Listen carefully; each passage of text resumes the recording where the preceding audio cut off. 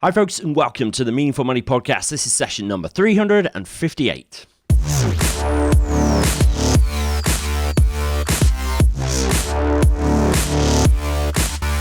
This is the podcast dedicated to helping you put your finances in order. My name is Pete Matthew, and I'm going to share with you everything you need to know and everything you need to do to secure your financial future. I'm here to help you make sense of money.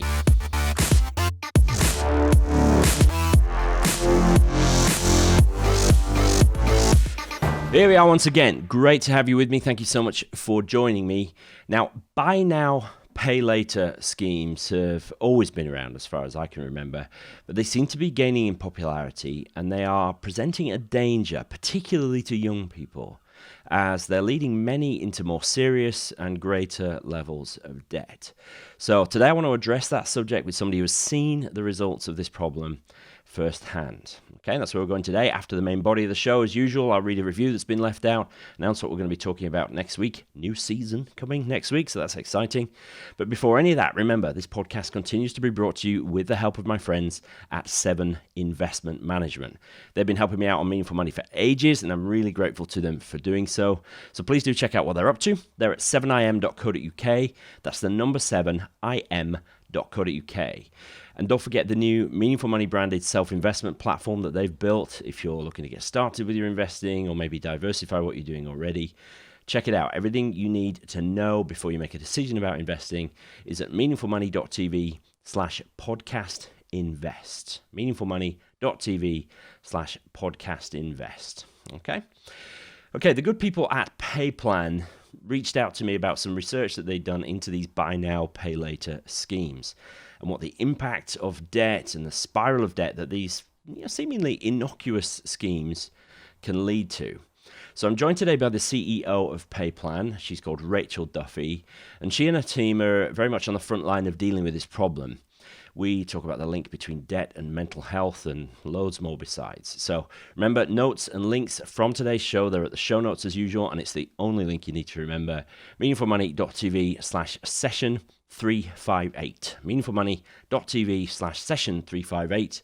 Here's my conversation with Rachel Duffy. Well, it's my pleasure to welcome Rachel Duffy, who is the CEO of PayPlan, to the Meaningful Money Podcast. Rachel, how are you doing? I'm good, thank you. It's good to be here. Yeah, thank you for joining me. So you guys reached out to me, and I'm fairly picky with who makes it onto the podcast, but you've been doing some really interesting work. Well, I'll tell you what, before we dive into that, why don't you just give us a little bit of background about you and how you got to the position you're in today, and a little bit more about what PayPlan are up to. Okay, so I'm Rachel. I've been with PayPlan for 20 years now. It's actually a company that my mum and dad set up because they recognised that a lot of people didn't know where to find debt, if we go back debt advice 20 years ago. And actually, when they did get advice, they were often having to pay for that service. So they decided to set up a new free-to-consumer service, working from home. So it was a bit of a crazy experience back then.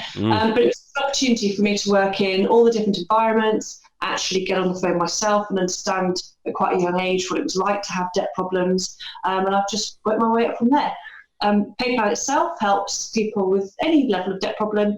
We will help about 10,000 new people each month.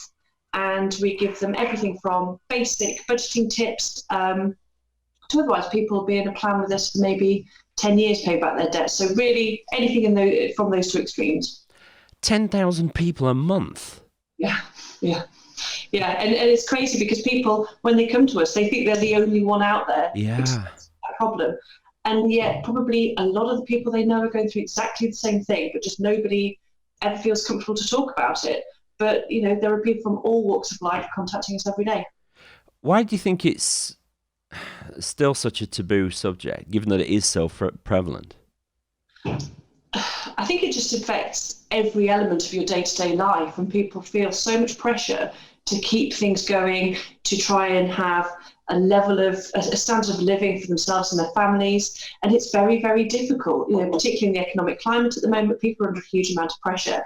And I think they just have that terrible feeling of control and the loss of control. So they think if I can keep hanging on and I know what I'm doing with this debt problem, then at least even if I'm having a really terrible time, I've got this situation covered. And so they feel almost in a tight grip about it. And actually, once they just loosen out and let somebody else get involved in those problems, the weight is immediately lifted and they feel so much better. But you've just got to get through that psychological barrier to do so. And so we find often people have been struggling for maybe 4 years before they actually get in touch with us. And it's a really long time to be feeling that bad. It really is. Do you think people feel more pressure now than, say, 10, 15, 20 years ago? I think people probably feel pressure in a different way. So I think everybody has always felt very difficult about talking about their finances and have wanted to have a certain standard of living. But I think now, actually, more people that we see are just struggling to get through day-to-day life. So it's not even about having lavish holidays or a fabulous time. It's the basics they're struggling with. One of the pieces of research that we did is to find that at the moment, particularly around Christmas time, half of parents are using credit cards, not just to pay for presents and to give their children a great experience, it's just to get through the day-to-day living expenses. And I think people are finding it much harder, certainly than when I started. People now are struggling just to pay for those day-to-day essentials. That was going to be my next question, actually. Do you, in your time, is the problem getting worse? Yeah, it has changed. So when I started, say, 20 years ago, I'd go and visit clients or talk to them over the phone. And what we'd typically see is that people had built up a certain level of credit. They had used it to do up their house, for example. They'd gone on holiday. And you could see quite a clear link between where the money had been when they borrowed it and what they spent it on. Now, people aren't using it to make those big life-changing purchases. They're just doing it to get by. And I think, in some respects, that's the sort of sad thing, is that actually wages are at that level where a lot of people need the credit just to get through on a day-to-day basis. And that's quite a noticeable difference from when I started out. Yeah, that's worrying, isn't it? Can you tell me a little bit about this recent sort of round of work, this survey that you've commissioned, what the thinking was behind sort of embarking on that process? Sure. I mean, we've seen a real rise in buy now, pay later schemes recently coming through within our client group, particularly within our younger clients. And we started thinking about it and wanted to do some research because it seems there feels something a bit at odds about these schemes to me. If you think about when you normally take out a loan or a credit card, I think a different thought process goes into it than with some of these schemes. And I know myself, and I've been doing Christmas shopping for my children this year, I've had a few experiences where I've been on sites and I've almost clicked to complete an order and not realised that I was actually signing up to one of these schemes. Wow. And I know quite a lot about debt. And so I've been horrified to think, suddenly I could have been a few £100s worth in debt when I'm doing, sort of the big Christmas present shop. And I don't think that, I think that could genuinely have happened without me really noticing. And I know that has happened to me in one occasion with a purchase. And I don't think people are entering into this with the same thought process. So first of all, are they really considering, do they need that item if they can put it on this very easily available credit? And I would be fascinated to know how many people realise they can take a buy now, pay later scheme and then go back and put more in their trolley, because I would have thought that's probably a very easy thing to do. Our research doesn't cover that, but what it does show is that a huge proportion of people are taking up these schemes. So 73% of those who come through within that 18 to 34 category have got one of those schemes. Wow. That's much higher than this time last year. Of those, 75% then actually felt that had gone forward towards contributing to their debt problem. There is the same checks and processes involved when you take this credit out. There aren't the affordability checks. There isn't a big consideration of your credit score. It's so easy to get. And I also think some of the wording around it is quite misleading. So be in control of what you pay in 3 easy installments. Well, are they that easy? When is the money going out of your account? I mean, it's very difficult, particularly at this time of year, to know where you're going to be in terms of your January paycheck and what needs to come out of that. So I think, to me, it feels as though there needs to be a lot more thought about this sort of new pop-up type of credit, because I think we're going to see a lot of people coming unstuck. Yeah, I reckon so. Like if you decide you're going to buy a particular kind of car and suddenly you see that car everywhere on the road, right? It seems like this to me with this whole buy now, pay later thing. So I was a guest on an Australian podcast recently, and they asked me a question about the increasing prevalence of buy now, pay later schemes. And it was a surprise to me. But since that point, it seems to be everywhere. And obviously, I knew that this was part of the research that you had done. So, I mean, but it's not a new thing, is it? Is it just becoming easier, becoming more prevalent? If so, why? I think it's becoming much more common within those having a debt problem. Okay. So we know the numbers are much higher this year than last year. So there must be more of it out there. So I think you're right. It's not a brand new experience, but certainly I think it seems to be much, when you're actually buying something, it's much more in your face that it's there as an option. I think this is a trend we're going to see continue to grow. Yeah, not a good trend, is it, really? Now, this episode will go out towards the end of January, so it'll be around about payday time for a lot of people in January, the first payday after Christmas, or first, after the main Christmas period, if you like. I imagine this whole season must be fairly problematic for an awful lot of people. But there was some specific stuff in the survey around about Christmas, if I remember rightly. Yes, it's always a very key time for us. We find so many more people come to us in January, February, particularly as those credit card bills and all the correspondence from the people who are money to hits late January. That's when we tend to get very busy. And I think that, just the overall burden of trying to get through Christmas is very difficult. We know that it's having an impact on mental health, trying to keep up a certain lifestyle for families, get through the periods of surviving before there's almost an inevitable crash after Christmas and everything comes tumbling down. And the research does show that people are using credit cards to cover everything. So not just presents, but over half of parents are having to use it to pay for the food, the heating, for that sort of thing, because they can no longer just get through based on their income, even on the basics. So then if you add the burden of covering the cost of Christmas on top of that, it's an incredibly difficult time. There is, or there can be, a perception, I think, that debt is just a case of a lack of control, and that's obviously a very sort of high-minded, high-handed view on it. So you wouldn't be in debt if you didn't have control.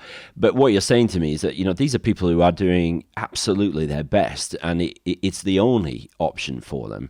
Over half, you said, are using credit cards just to get through the month. That's more than a bit scary. It is scary. And people enter into credit in good faith. They're not taking these out knowing that they're not going to be able to pay them back. People do it genuinely with an expectation that they're going to be able to manage. But we find often what leads to somebody having to actually seek help is they will be becoming overstretched financially. They will take out credit to cover those essentials. But the problem is that actually there are often some life events that happen that lead people to suddenly have to seek that help. And often they can be 2 or 3 different experiences, and they're unexpected experiences. So if you don't have credit and you can't work for a short period of time, there are so many more options to you than if suddenly you're out of work and you've also got these people ringing you, contacting you and asking for payment. And so your sort of financial resilience is gone. And so as soon as you have 1 or 2 relatively small in some cases, occurrences that are unexpected, it's very difficult to ride that out. And so I think, it's not about lack of control. It's not about mismanagement. It's about things being tight, doing your best, and then suddenly something beyond your control happening. Yeah, that's a good point to reinforce. I think that it's important that there's no judgment here either, that times have been hard, as we've had a lot of sort of austerity and all that sort of stuff, and wages haven't been rising in line with costs. So it's an inevitable outcome of that. There is a proven link between debt and mental health. It seems obvious to say it, but it's been proven beyond doubt. And there's some pretty scary figures actually in your survey as well, particularly on the mental health thing and the impact that debt has. Can you just talk us through some of those? Yeah, sure. I mean, we see a strong link between the two. So around 85% of people who come to us have experienced mental health problems due to the debt problem that they have and how much pressure is put on them. Depression is very common, high levels of stress and anxiety within our client group. The good news is, though, that once they actually seek help, 93% of people feel better. And often during that initial phone call, or via email, or however they want to communicate with us, you can almost feel the burden lifting. And so just the experience of talking to somebody and sharing those problems can really make a difference. And we find that actually once people have started to take some quite easy steps towards addressing their issues, around 95% of them do feel more confident managing their money. The other thing that's useful is often we find that nobody's spoken to anybody else before they come to us. And actually, once they've engaged, 69% feel as though they can actually then go and talk to friends and family as a result. So clearly, the work that you're doing at Payplan is having a positive effect on this. You know, the numbers clearly show that. Can you just give us a walkthrough of what people would experience when they get in touch with you? Because I can imagine that's quite a thing to do. They're probably at their wits' end. They've tried everything that they know how to do, but making the step to actually get in touch with somebody that they hope can help them is a big deal. So what would that process look like? Well, the first thing we do when a client contacts us is try and put them at ease and give them an option to contact us in the way that they want to. Okay. So they can do that over the phone, or they can do it through a digital process online. They can do it with WhatsApp, live chat, or email, depending on the client preference. And it's important that they feel as though they can choose that, because if they are nervous about talking over the phone, then a lot of people will opt for those digital routes. But however we speak to them, we tend to do the same sorts of things. So it's really about working out a budget and understanding who they owe money to, and those are the two key areas. So first of all, some people are very good and they understand exactly who they owe money to, but often it's very confusing by this point and people aren't sure how much debt they have. So we have a look at that. The other thing we do is put together a budget that is workable for them. Often they have been making payments they just cannot afford for a long time. And as long as you're paying to your creditors what you can afford, if you can afford something, and if you can't, there's plenty of options too. That's what we really need to get to. So we look at a budget and we work out what money is available to them and what they need to cover on a monthly basis. And this is really the biggest challenge, because people have got a very different mindset when they come to us. Often people report to us that they haven't been paying for essentials. They've been missing out on food, they've cut back on that, they've cut back on heating, they haven't bought their kids any new clothes for a long time, they're not affording the basics like haircuts. And so when you ask them, what do you need to live on? They'll often massively underestimate, because they've had such a difficult time for such a long time that they've been struggling and just not enjoying the basics of life that the rest of us come to take as normal. So it's really about changing that thought process and saying, look, whatever happens, the most important thing is you. And if you've got a family, you and your family. So let's ensure you've got enough to live on. After that, we can look at your options. We can work out the best way forward, but take care of yourself. And that's what people don't do. And then what we'll do is we'll look at what we can offer towards the creditors, or we'll look at a situation where they just write off the debt. But it's based on genuinely what they can afford. And that's the big challenge. That's good to know that there's options, and I'm particularly impressed that there's options of how people can get in touch, because it's a different world, isn't it? A lot of people don't want to speak on the phone or face to face. I like to just sort of segue as we sort of move towards winding things up, Rachel, because your survey covered retirement as well, which might seem very different, because I'm sure for a lot of your clients retirement is really not on the radar, but the survey covered it. I think particularly you did some work talking to millennials about how they are thinking about retirement. Can you just briefly go over that for us? Yeah, I think this is a very interesting area, because I think that people don't view retirement in the same way now as they did maybe a generation ago. And, I was always brought up to think that you'd retire at 65 and then you'd have a very nice lifestyle after that, and you'd be able to spend time with your grandkids and playing golf. And that just isn't a reality anymore. And I think, people aren't anywhere close to preparing in the way that they need to, which is, I think, quite fascinating, because a lot of us will do things and invest in our own future in other ways. So, for example, anybody who's ever given up smoking is doing that to give themselves the best chance of a long, healthy and happy lifetime. And yet, if you don't do the same financially as you would for your health, you're really going to find that you're missing out in the future. And we've found some quite startling statistics. So, for example, 19% of the millennials that we surveyed have opted out of paying anything towards their pension altogether. 24% have reduced that money that they're paying down. It's difficult. A lot of people don't understand pensions. So around a quarter just said to us, look, this isn't an area I understand at all. And yet, it's such a significant issue. And I appreciate that if you're struggling to make ends meet, it seems an easy option to let things go. But it comes back to the earlier point I was making around you've got to put yourself forward. Nobody really expects you to hold back on your own life in order to pay down those debts. And I think sometimes in the noise of the collections process, when you do owe lots of money to lots of different people, that can get lost. And you can feel as though, there's so much burden to pay every last penny. But regulation has come in and it's tightened up a lot of what goes on in the credit industry. And banks now understand, and the credit card companies, they need to give clients a reasonable standard of living. And pensions has to form part of that.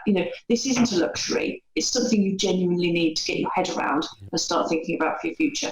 That's encouraging. Clearly, there's a sort of a knowledge and understanding gap, though. We don't still effectively teach this in schools or colleges unless you're lucky to have parental influence which sort of imparts this to you, or some other influence fairly early on in life. We just don't know it any more than we're born knowing how to drive a car. So obviously I'm doing my bit, you're doing your bit. If you could have a magic wand, though, and have somebody do something to address this, whether it's government, the regulator, the industry, what would that be? I don't think it's easily done, but I think what we need to do is just change the way people perceive their pension. So don't think of it as something irritating that you need to do for the future. Realise that it's about investing yourself, and start to think of it, as in health terms. You look after yourself, you prepare for your future, you want to live as long as possible, and think about that with your money as well. You really do need to take care of this stuff. But I think it's just presented as such a dry subject in many areas. And I'm 41. I reckon about probably half of my friends have no pension provision, and it's just, can you imagine going down the pub and your conversation being around pensions? Yeah. No, it's got to become an easier subject to talk about. And I think because pensions themselves seem quite complicated, that I think seems an issue as well. So the language around it needs to change. And not easily done, but something's going to happen. Yeah, I agree. One last question, if I can, Rachel, because I get asked this quite a lot. I have a view on it, but I'd be interested in yours. A lot of people ask me, should they clear all their debt first? This is generally not sort of acute debt. This is sort of everyday manageable debt that people may have just amassed, personal loan, fairly minor credit card bill. Should they pay that off first before saving and investing for the future, or is there does it make sense perhaps to overlap, to do a bit of both? I think if you've got the means to genuinely have the option, then pay down your debts first every time, because you're never going to get the same interest on your savings as you are to negate the cost of having that credit. So I would say, if you have enough money in your budget to pay down those debts, that should always be your first option. And then if anything does ever happen unexpected, to take some of that flexibility out of your life, you're not then having to deal with the burden of it over here as well. So get that under control, get it out of your life as quickly as possible, and then really hit the savings hard. Couldn't have said it better myself, Rachel. Thank you for that. Rach, where can people find out more about you, about PayPlan, and all the great work that you're up to? Yeah, if you go to payplan.com, it's all there. And we're regularly updating it as well with our own news and views. Great stuff. Rachel, thank you so much for joining me. Keep up the fantastic work that you're doing. It's really important, clearly. Thank you. Thank you. Okay, hope you enjoyed that. It's an important subject, important not to shy away from dealing with these things. Now, if you or someone you know is dealing with the debt problem, then get in touch with PayPlan in the first instance. Don't let things get any worse than they are. Reach out now and begin the journey of getting things back on track with their help. They're an excellent team. They're doing great work. So definitely check them out if that applies to you. So my thanks to Rachel Duffy and the team at PayPlan for their time and their input. I really enjoyed speaking to Rachel. Okay, this week's review is from Wigan 11 from here in the UK. Wigan11 says, as somebody that has recently moved to the industry and is training to be a financial advisor, this is definitely my favourite podcast. Well, thank you very much. I aspire to have the impact that Pete has had. I've now listened to every podcast he has done. What? That's amazing. And I get excited about when a new one is released. Keep up the great work. Well, thank you, Wigan11. Really appreciate you taking the time to leave a review. Good luck with you. Good luck to you, I should say, for your studies and your training to become an advisor. It's a noble profession. Make sure you're one of the good guys or girls. Okay, so thanks for leaving me a review. Wigan11, if you want to do that, meaningfulmoney.tv/iTunes is the way to do that. If you are of an Apple persuasion, but wherever you can leave me a review, and even if you're an Android user, if you can leave me a review, then please do. It really, really helps me out, keeps things near the top of the rankings. Okay, don't forget Meaningful Academy. The first phase, which is called Financial Foundations, is now open to everybody. So if you're looking to get started with your finances, Financial Foundations is just perfect for you. It covers everything from mindset, goal setting, to the practicalities, the deep practicalities of setting and sticking to a spending plan, a budget, eliminating debt, the basics of insurance, saving and investing, everything you need to know to set your personal financial journey off on the right foot. We got video lessons, worksheets, calculators, everything is there. meaningfulacademy.com. Everything you need to know and, sort of summary of the different modules and stuff is on that page, meaningfulacademy.com. Don't forget, though, that as a podcast listener, you get 25% off, all right? Can't say fairer than that. 25% off by using the coupon code podcast25 at the checkout. That's podcast25. There's instructions on the checkout page how to apply that coupon. Okay, exciting. Next time, we're going to be starting a brand new season here on Meaningful Money, and I'm going to call it the Home Straight, okay? I did consider briefly calling it the Final Approach. It seemed a little bit death-like, that, okay? Let me explain. Over the past few seasons, we've dealt with folks getting started with their finances, then the new accumulators, and then in season 15, those who are in the planning with purpose stage, the long middle. So now we need to move on and look at the last few years before your intended retirement. We're going to be covering the practicalities of what you need to do to maximize your chances of a decent retirement, as well as the decisions that you're going to face at that pivotal time in your life. So I'm really looking forward to getting stuck into that. And that season, would you believe it, will take us all the way to Easter. It'll be summer before we know it, folks, which is, I think, is good news, isn't it? Okay, well, look, thanks for listening. That's it for this session of the podcast. Hope it was helpful. Hope you enjoyed it. My thanks again to Rachel and the team at PayPlan for their time. Notes, comments, questions, meaningfulmoney.tv/session358. Hope you enjoyed it, folks. Thank you so much for listening and for watching. I'll talk to you next time.